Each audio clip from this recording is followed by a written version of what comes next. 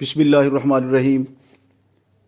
السلام علیکم سامعین و ناظرین، آپ کا میزبان عابد کمالوی نیا پنجاب ٹی وی سے حاضر خدمت۔ آج میں آپ کی خدمت میں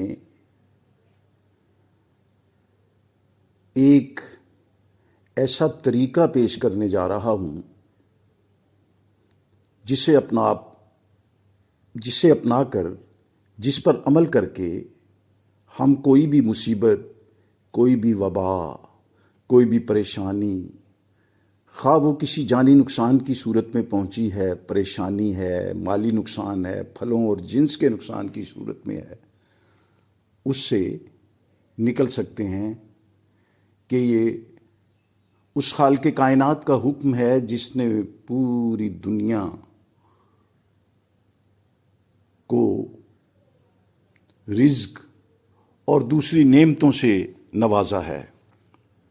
اور مومن تو ہمیشہ اللہ کی رضا پر خوش رہتا ہے، وہ نقصانات کو قضاء و قدر کا معاملہ سمجھ کر جب بھی رنج و غم، نقصان، تکلیف اور ناگہانی مصیبت سے دوچار ہوتا ہے تو وہ یہی کہتا ہے انا للہ و انا الیہ راجعون۔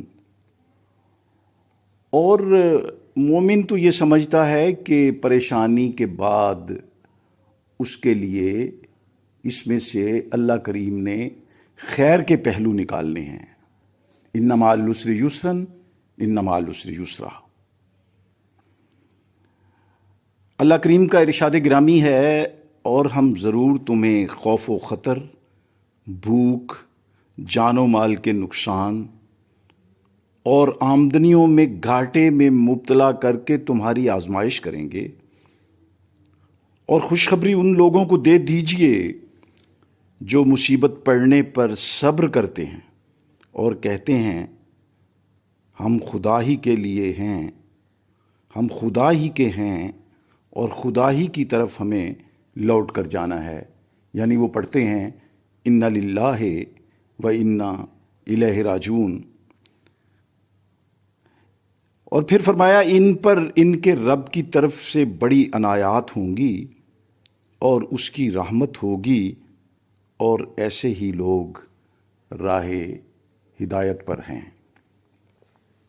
نبی مکرم صلی اللہ علیہ وآلہ وسلم کا ارشاد ہے، جب کوئی بندہ مصیبت پڑنے پر انا للہ و انا الیہ راجعون پڑھتا ہے تو اللہ اس کی مصیبت دور کر دیتا ہے، اس کو اچھے انجام سے نوازتا ہے اور اسے اس کی پسندیدہ چیز اس کے صلے میں عطا کرتا ہے۔ ایک بار آپ کا چراغ بجھ گیا، انا للہ و انا الیہ راجعون پڑھا، کسی نے پوچھا یا رسول اللہ صلی اللہ علیہ وآلہ وسلم، چراغ کا بجھنا مصیبت ہے؟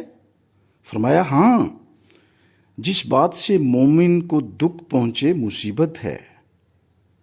بخاری اور مسلم کی ایک اور روایت ہے، جس مسلمان کو کوئی دلی اذیت، بیماری، تکلیف، رنج پہنچتا ہے اور ایک کانٹا بھی چبھتا ہے اور وہ اس پر صبر کرتا ہے تو خدا اس کے گناہوں کو معاف کر دیتا ہے۔ ترمذی کی روایت ہے، بندے کا بچہ مرتا ہے تو اللہ پوچھتا ہے کہ فرشتوں، میرے بندے کے بچے کی جان قبض کر لی؟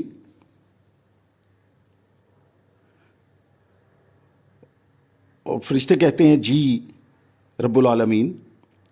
اللہ فرماتا ہے اس کے جگر کے ٹکڑے کی جان نکال لی؟ فرشتے کہتے ہیں ہاں۔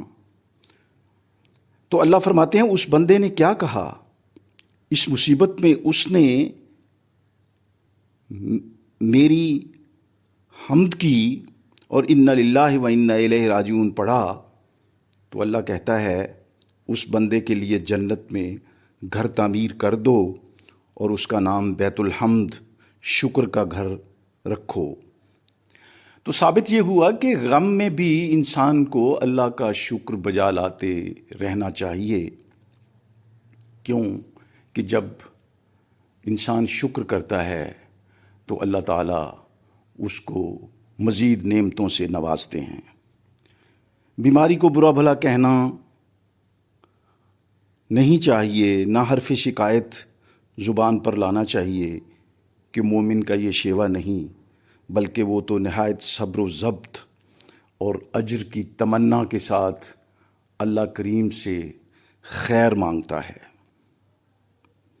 بخاری اور مسلم کی ایک حدیث ہے کہ مومن کو جسمانی اذیت یا کسی اور وجہ سے بھی دکھ پہنچتا ہے تو خدا تعالیٰ اس کے سبب اس کے گناہوں کو ایسے جھاڑ دیتا ہے جیسے درخت پتوں کو۔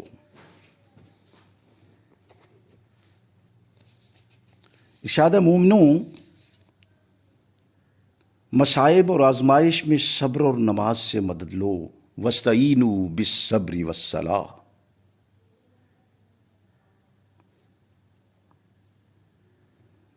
تو نماز اور صبر، اس کا حکم تو بڑی وضاحت کے ساتھ دے دیا ہے، اور نماز تو میدان جنگ میں بھی پڑھنے کا حکم ہے۔ اقبال کہتے ہیں نا، آ گیا عین لڑائی میں اگر وقت نماز، قبلہ رو ہو کے زمیں بوس ہوئی قوم حجاز، ایک ہی صف میں کھڑے ہو گئے محمود و ایاز، نہ کوئی بندہ رہا نہ کوئی بندہ نواز، بندہ و صاحب و محتاج و غنی ایک ہوئے، تیری سرکار میں پہنچے تو سبھی ایک ہوئے۔